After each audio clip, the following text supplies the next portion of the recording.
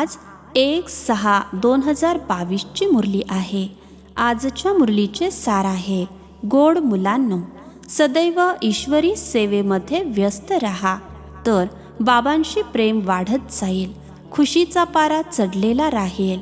आजचा प्रश्न आहे, नजरेने निहाल होणाऱ्या मुलांच्या हृदयात कोणती खुशी राहते? उत्तर, त्यांच्या हृदयात विश्वाच्या बादशाहीची खुशी राहते. कारण बाबांची दृष्टी मिळाली, अर्थात वारशाचे अधिकारी बनलो. बाबांमध्ये सर्व सामावलेले आहे. आजचा दुसरा प्रश्न आहे, बाबा मुलांना रोज वेगवेगळ्या प्रकारे नवीन पॉइंट्स का ऐकवतात? उत्तर, कारण मुलांची अनेक जन्मांची इच्छा पूर्ण करायची आहे. मुले बाबांद्वारे नवनवीन पॉइंट्स ऐकतात, तेव्हा बाबांशी प्रेम वाढत जाते. आजचे गीत आहे, तूने रात गवाई सोके. ओम शांती. मुले डोळे लावून बसली आहेत. बाबा देखील पाहत आहेत, आत्म्याला आणि या शरीराला. मुले सुद्धा पाहत आहेत. बघण्यात मजा येते की ऐकण्यात मजा येते? कारण ऐकणे तर बरेच झाले आहे. पुष्कळ ज्ञान इत्यादी भरघोस ऐकले आहे. तुम्ही नंबर 1 भक्त आहात. तुम्हीच सर्वात जास्त भक्ती केली आहे. वेद, शास्त्र, ग्रंथ, गीता, गायत्री, जप, तप इत्यादी सर्व वाचले केले आहे. खूप ऐकले पण आहे. बाबा समजावतात, कधीपासून हे ऐकले आहे? जेव्हापासून हे निघाले आहेत. खूप ऐकले आहे. बाकी बाबांशी नजर मिळवणे हे तर आत्ताच होते. नजरेने निहाल होतातच. हा एक श्लोक देखील आहे, नजर से निहाल स्वामी किंदा सद्गुरु. गुरुही आहे, स्वामी देखील आहे सजनींचा. नजरेसमोर बसले आहेत. नजरेनेच बाबांना जाणतात की त्यांच्याकडून आम्हाला विश्वाची मालकी मिळते. बाबांना पाहताच हृदय खुश होते, कारण बाबांकडूनच सर्व काही मिळते. बाबांमध्येच सर्व काही सामावलेले आहे. जेव्हा बाबा मिळाले, नजरेसमोर बसला आहात, तर नक्कीच मुलांना स्वर्गाच्या बादशाहीचा नशा सुद्धा चढेल.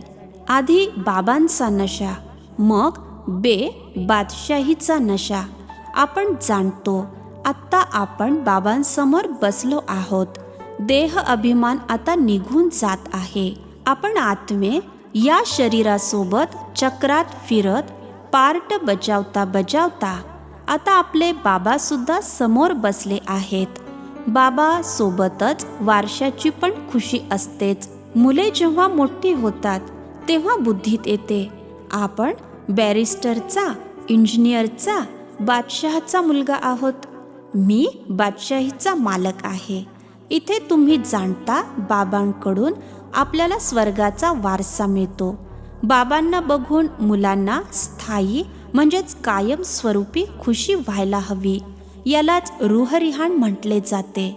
जे सर्वांचे सुप्रीम पिता आहेत, ते बसून आत्म्यांशी बोलतात. आत्मा या शरीराद्वारे ऐकते. हे एकदाच असे होते की बाबांना आठवण करता करता जेव्हा ते येतात आणि नजर मिळवतात म्हणजेच दृष्टी देतात, तेव्हा 21 जन्मांकरिता वारसा देऊन टाकतात. हे तुम्हा मुलांना लक्षात राहायला हवे. पण मुले तर विसरून जातात. विसरायचे नाही. बाबांच्या नजरेसमोर असतानाच समजतात, आम्ही बाबांबरोबर बसलो आहोत. बाबांना बघून खुशीचा पारा चढतो आणि बाबा बसून नवनवीन पॉइंट्स समजावतात. बाबांशी मुलांची पूर्ण प्रीत व्हायला हवी. आत्मा आपली इच्छा पूर्ण करू दे, कारण दुरावलेली आहे. अनेक प्रकारची दुःख पाहिली आहेत. आता समोर बसले आहेत, तर बघून आनंदित व्हायला हवे. बाबांच्या समोर असतानाच आनंदित होता की बाबांपासून दूर गेल्यावर देखील तितकाच आनंद राहतो? विवेक सांगतो, बाहेर तर खूप गोष्टी ऐकतो, तेव्हा बुद्धी इतर ठिकाणी जाते. ही जी मधुबनमध्ये मुले बसली आहेत, ते सम्मुख ऐकतात. बाबा प्रेमाने आकर्षित करतात. पहा तुमचे किती गोड, किती प्रेमळ बाबा आहेत. तुम्हाला स्वर्गात जाण्यासाठी लायक बनवत आहेत. मुले स्वर्गाची मालक होती. आता ड्रामाप्रमाणे सर्व काही गमावले आहे. राज्य गमावणे आणि मिळवणे ही तर मोठी गोष्ट नाही. तुम्हीच या गोष्टीला जाणता. जगात कोट्यावधी आत्मे आहेत, परंतु कोटीमध्ये एखादा मला ओळखतो. मी काय आहे आणि कसा आहे. मी जो आहे, जसा आहे, माझ्याद्वारे काय मिळते हे समजत असून सुद्धा आश्चर्य आहे की माया विसरायला लावते. असे नाही की समोर असणाऱ्यांना माया विसरायला लावत नाही. समोर असलेल्यांना देखील माया विसरायला लावते. शिवबाबांवर सुद्धा पूर्ण प्रेम असले पाहिजे. प्रेम कसे वाढेल? ज्यामुळे बाबांकडून आपण उच्च वारसा घेऊ. बाबा म्हणतील सेवा करा. बाबा मुलांची सेवा करतात. मुले जाणतात बाबा दूर देशातून आले आहेत. निश्चय बुद्धी मुलांनी कधी डगमग होऊ नये, गोंधळून जायचे नाही. परंतु माया खूप जबरदस्त आहे. बाबा तर शृंगारत आहेत. मनुष्याला देवता बनवतात. ही शाळा आहेच देवता बनण्याची. पवित्र दुनियेचा मालक बनण्यासाठी ही मेहनत आहे. बाबा फक्त सांगतात माझी आठवण करा. मनुष्य जेव्हा मृत्यू पावतो तेव्हा त्यांना सांगतात रामाची आठवण करा. पण रामाला जाणतच नाहीत, तर आठवणीने काही फायदाच नाही. तुम्हाला तर बाबांची पूर्ण ओळख आहे. तुम्ही येताच शिवबाबांपाशी. तो तर निराकार आहे, रचनाकार आहे. कसे रचणार? प्रजापिता ब्रह्माला देखील रचनाकार म्हणतात. ब्रह्माद्वारे मनुष्यसृष्टी निर्माण होते, म्हणून प्रजापिता ब्रह्मा म्हटले जाते. तुम्ही आता ब्राह्मण बनला आहात. तुमचा आत्मा आता चांगल्या प्रकारे जाणतो की आपण शिवबाबांची नातवंडे, ब्रह्माची मुले बनलो आहोत. तुम्हा मुलांना वाटते आमचे विकर्म विनाश व्हावीत आणि आम्ही विजयी माळेत अगदी जवळ ओवले जावे. तर मग बाबांची खूप आठवण केली पाहिजे. तसेच तुम्ही कर्मयोगी देखील आहात. घरदार सांभाळताना पवित्र राहायचे आहे, कमळाच्या फुलाप्रमाणे. हे उदाहरण कोणा संन्यासांसाठीचे नाही. ते गृहस्थ व्यवहारात राहताना कमळ फुलाप्रमाणे पवित्र राहू शकत नाहीत, ना कोणाला सांगू शकत. जो जसा आहे तो तसाच, म्हणजेच आपल्यासारखाच बनवेल. संन्यासी असे म्हणू शकत नाहीत की कमळासारखे पवित्र राहा. जर म्हणाले ब्रह्मची आठवण करा, तेही होऊ शकत नाही. म्हणतील तुम्ही तर घरदार सोडले आहे, आम्ही कसे सोडू? तुम्हीच घर गृहस्थीमध्ये राहू शकला नाही तर इतरांना कसे सांगू शकता? ते काही राजयोगाची शिकवण देऊ शकत नाहीत. आता तुम्ही सर्व धर्माच्या रहस्यांना जाणले आहे.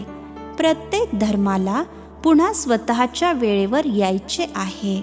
कलियुगातून पुन्हा सतयुग होणार आहे. सतयुगासाठी हवा आदी सनातन देवी देवता धर्म. इतर कोणत्या धर्माच्या मनुष्याला देवता बनवू शकत नाही. त्यांना जायचेच आहे मुक्तीमध्ये. सुख आहेच स्वर्गात. जेव्हा आपण देवी देवता बनू तेव्हा इतर धर्माचे मुक्तीमध्ये जातील. जोपर्यंत आपण जीवन मुक्तीधाम स्वर्गात जात नाही तोपर्यंत कोणी मुक्तीत जाऊ शकत नाहीत. स्वर्ग आणि नर्क एकत्र राहू शकत नाही.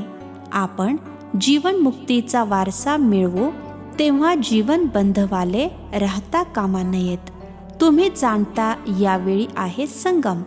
तुम्हीच कल्पाच्या संगमावर बाबांना भेटता. दुसरे कोणी भेटू शकत नाहीत. इतर समजतात हे तर कलियुग आहे. आपण आता कलियुगामध्ये नाही आहोत. बाबांकडून स्वर्गासाठी पुन्हा वारसा मिळवत आहोत. आपण जिवंतपणी मरून बाबांचे बनलो आहोत. जे दत्तक जातात त्यांना दोन्ही दुनियेची म्हणजेच ठिकाणाची माहिती असते. अमुक एकाचे होतो, आता अमुक एकाचे बनलो आहोत. ते आपल्या मित्रसंबंधी इत्यादींना जाणतात. दोन्ही बाजूंकडचे माहीत असते. तुम्ही मुले जाणता, या जगातून आपण आपले बस्तान म्हणजेच लंगर उचललेले आहे. आता आपण जात आहोत. याच्याशी म्हणजे या दुनियेशी आपला काहीही संबंध नाही. हे भगवंत आपल्या मुलांशी म्हणजे परमपिता परमात्मा शाळीग्राम मुलांशी बोलत आहेत. भगवंताला यायचे आहे, परंतु ओळखत नाहीत. बाबांना न ओळखल्यामुळे गोंधळतात. इतकी साधी गोष्ट कोणीही समजत नाही. आठवण करतात, तुम्हाला माहीत आहे आपण आत्मा शरीर धारण करून पार्ट बजावतो. आपण परमधामातून येतो. तिथे परमपिता परमात्मा देखील राहतात. मनुष्य न आत्म्याला न परमात्म्याला ओळखतात. भगवंत कसा येऊन भेटेल, काय करेल, कोणी सुद्धा जाणत नाही. गीतेमध्ये सर्व चुकीचे लिहिले आहे, नावच बदललेले आहे. बाबा विचारतात, तुम्ही मला ओळखता ना? कृष्ण असे थोडेच म्हणेल, तुम्ही मला ओळखता. त्यांना म्हणजेच श्रीकृष्णाला तर सारे जग ओळखते. ते ज्ञान देऊ शकत नाहीत, तर जरूर हे समजावले पाहिजे. भगवान रूप बदलतात, पण कृष्ण बनत नाही. ते मनुष्य शरीरात येतात, कृष्णाच्या तनात येत नाहीत. हा ब्रह्मा आहे, तो आहेच कृष्णाचा आत्मा. फक्त थोड्याशा गोष्टी विसरले आहेत. हा आहे कृष्णाच्या 84व्या जन्माचा आत्मा, जो पुन्हा आधी काळात कृष्ण बनतो. शेवटच्या जन्मात कृष्णपद मिळवण्यासाठी पुरुषार्थ करत आहे. या किती गुप्त गोष्टी आहेत. छोटीशी गोष्ट विसरले आहेत. यात मोठी तिरकमबाजी म्हणजेच जुगलबंदी आहे. तुम्ही जाणता, आपण कृष्णाच्या घराण्यातील होतो. आता शिवबाबांकडून पुन्हा राज्यभाग्य घेत आहोत. आमच्या बुद्धीत कृष्ण बसत नाही. मनुष्य तर म्हणतात कृष्ण भगवान वाच, काहीही सिद्ध होत नाही. गीतेत दाखवले आहे 5 पांडव शिल्लक राहिले. कल्पाचा कालावधी लाखो वर्षाचा दिला आहे. इतकी सहज गोष्ट देखील मनुष्य जाणत नाहीत. तुम्ही किती इशाऱ्याने समजू शकता की आम्हीच सूर्यवंशी घराण्याचे होतो. आता सूर्यवंशातून शूद्रवंशात आलो आहोत. पुन्हा ब्राह्मण मग देवता बनतो. वर्णांना सुद्धा बुद्धीत ठेवावे लागते. त्याने वर्णांना देखील अर्धे केले आहे. शेंडी ब्राह्मण आणि शिवबाबांना विसरून गेले आहेत. बाकी देवता, क्षत्रिय, वैश्य, शूद्र दाखवले आहेत. ब्राह्मण तर जरूर हवेत ना. ब्रह्माची मुले कुठे गेली हे कोणाच्याही बुद्धीत बसत नाही. बाबा तुम्हाला व्यवस्थित समजावत आहेत. ते तुम्हाला बुद्धीत चांगल्या प्रकारे धारण करायचे आहे. जे ज्ञान बाबांच्या बुद्धीत आहे ते तुमच्याही बुद्धीमध्ये राहायला हवे. मी तुम्हा आत्म्यांना आप समान बनवतो. जे सृष्टीचक्राचे ज्ञान माझ्यात आहे ते तुमच्याही बुद्धीत आहे. बुद्धिवंत पाहिजेत. बाबांसोबत योगसुद्धा असावा आणि क्षणोक्षणी विचारसागर मंथन होत राहावे. तुम्ही आता समोर बसला आहात. जाणता, बाबा तर अगदी सहज समजावतात. म्हणतात देखील आत्मा परमात्मा. सद्गुरू दलालाच्या रूपात शिकवतात. दलाल किंवा सौदा करवणारे बाबा यांच्याद्वारे म्हणजेच ब्रह्माद्वारे येऊन स्वतः सोबत सौदा करवतात. तुम्ही जाणता, दलालाची म्हणजेच ब्रह्माची आठवण करायची नाही. दलालाद्वारे आपला साखरपुडा होतो शिवबाबांशी. तुम्ही सगळे मधले दलाल आहात. म्हणतात परमपिता परमात्मेशी तुमचा काय संबंध आहे? तुम्ही साखरपुडा करवण्याची युक्ती रचता. मग प्रजापित्याचे म्हणजेच ब्रह्माबाबांचे नावही देता. वारसा शिवबाबांकडून मिळतो. स्वर्गाचे रचनाकारच ते आहेत. जीव आत्म्यांचा परमात्म्यासोबत साखरपुडा होतो. साखरपुडा केला होता, वारसा मिळवला होता, पुन्हा मिळवतो. तुम्ही जाणता, आपला कल्प कल्पाच्या संगम युगामध्ये हाच धंदा आहे. इतर कुणीही आत्म्यांचा परमात्म्याशी साखरपुडा करू शकत नाही. साखरपुडा देखील त्यांच्याशी करवतात जे विश्वाचा मालक बनवतात. हा आहे उच्च ते उच्च आत्मिक साखरपुडा. आत्मिक साखरपुडा करणे कल्प बाबांकडूनच शिकता. कल्प असेच होते. कल्प मनुष्यापासून देवता जरूर बनता. देवता पुन्हा मनुष्य बनतात. मनुष्य तर मनुष्यच आहेत, परंतु का लिहिले आहे मनुष्य से देवता किए कर्तन लागी वार. कारण देवता धर्म स्थापन करतात.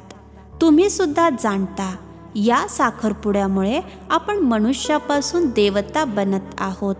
सगळे म्हणतात ख्राइस्टच्या 3000 वर्षापूर्वी भारत स्वर्ग होता, परंतु बुद्धीत येत नाही. भारत आधी स्वर्ग होता. आता देखील किती मंदिरे बांधतात, परंतु सर्वांची उतरती कला आहे. आपली आहे चढती कला. चढत्या कलेसाठी 1 सेकंद लागतो. अच्छा, गोड फार वर्षांनी भेटलेल्या मुलांप्रती मातपिता बापदादांची प्रेमपूर्वक आठवण आणि सुप्रभात. आत्मिक पित्यांचा आत्मिक मुलांना नमस्ते. आम्हा आत्मिक मुलांचाही आत्मिक पित्यांना नमस्ते. धारणेसाठी मुख्य सारांश. पहिला पॉइंट, कधीही कोणत्याही गोष्टीत गोंधळून जाऊन निश्चय वर खाली होऊ द्यायचा नाही. घरदार सांभाळताना कर्मयोगी होऊन राहायचे आहे. विजय माळेत जवळ येण्यासाठी पवित्र जरूर बनायचे आहे. दुसरा पॉइंट, बुद्धिवंत बनण्यासाठी ज्ञानाचे विचारसागर मंथन करायचे आहे. सदैव सेवेत तत्पर राहायचे आहे. आपसमान बनवण्याची सेवा करायची आहे. आजचे वरदान आहे, बाबा शब्दाच्या स्मृतीने हदच्या माझेपणाला अर्पण करणारे बेहदचे वैरागी भव. बाबा शब्दाच्या स्मृतीने हदच्या माझेपणाला अर्पण करणारे बेहदचे वैरागी भव. विस्तार आहे. कित्येक मुले म्हणतात माझा हा गुण आहे, माझी शक्ती आहे. हे देखील चूक आहे. परमात्म्याच्या देणगीला माझे मानणे हे महापाप आहे. कित्येक मुले साधारण भाषेत बोलून जातात. माझ्या या गुणाला माझ्या बुद्धीला वापरले जात नाही, परंतु माझे म्हणणे म्हणजे मलिन होणे. ही देखील फसवणूक आहे. म्हणून या हदच्या माझेपणाला अर्पण करून सदैव बाबा शब्द आठवणीत राहावा. तेव्हा म्हटले जाईल बेहदची वैरागी आत्मा.